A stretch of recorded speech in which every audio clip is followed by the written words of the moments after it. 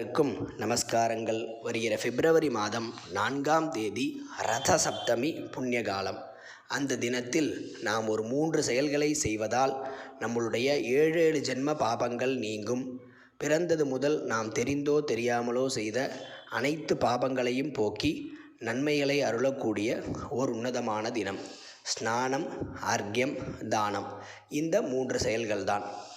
ஸ்நானம் செய்யும் பொழுது, அதாவது குளிப்பதற்கு முன் தலையில் 7 எருக்க இலை, பசும் சாணம், அக்ஷதை, அருகம்புல் இவைகளை வைத்துக்கொண்டு கீழ்கண்ட ஸ்லோகத்தை கூறி ஸ்நானம் செய்ய வேண்டும்.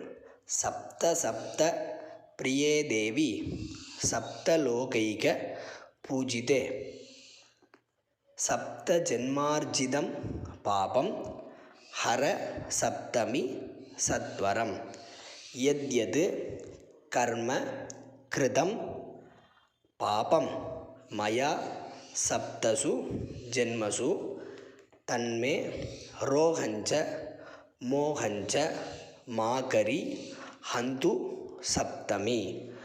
நௌமி சப்தமி தேவி த்வாம் சப்தலோகைக மாதரம் சப்தார்க்க பத்ர ஸ்நானேன மம பாபம் வியபோகய.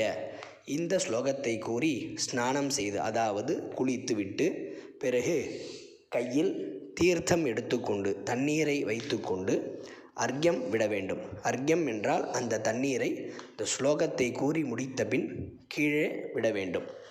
சப்த சப்தி ரதாரூடா சப்தலோக பிரகாசகா திவாகரா கிருஹாணார்க்யம் சப்தம்யாம் ஜோதிஷாம் பதே திவாகராய நமஹா இதமர்க்யம் இதமர்க்யம் இதமர்க்யம் என்று அர்க்யப்பிரதானம் செய்ய வேண்டும். முடிந்தவர்கள், தெரிந்தவர்கள் அர்க்யப்பிரதானத்திற்கும் ஸ்நானத்திற்கும் சங்கல்பம் செய்து கொள்ளலாம்.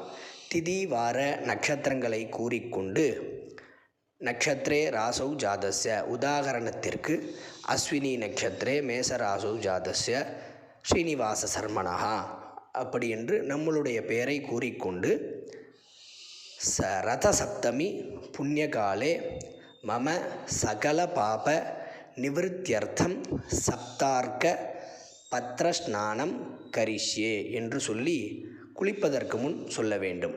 அர்க்யப்பிரதானத்திற்கு முன் சப்தார்க்க பத்ர ஸ்நானாங்கம் அர்க்யப்பிரதானம் கரிஷ்யே என்று சொல்லி அர்க்யம் விடுவதற்கு முன் கூறிக்கொள்ளலாம். முடியாதவர்கள் இந்த ஸ்லோகத்தை கூறி மட்டும் ஸ்நானம் செய்தாலே போதும். இந்த ஸ்லோகத்தை கூறி மட்டும் அர்க்யப்பிரதானம் செய்தாலே போரும். 3வது ஒரு உன்னதமான காரியம் தானம் செய்வது. இந்த 2 காரியங்களையும், ஸ்நானம் அர்க்யம் இரண்டையும் முடித்துக்கொண்டு முடிந்த அளவு நம்மால் என்ன முடியுமோ அந்த பொருட்களை தானமாக இன்றைய தினத்தில் வழங்குவது மிகவும் விசேஷமானது. நமஸ்காரம்.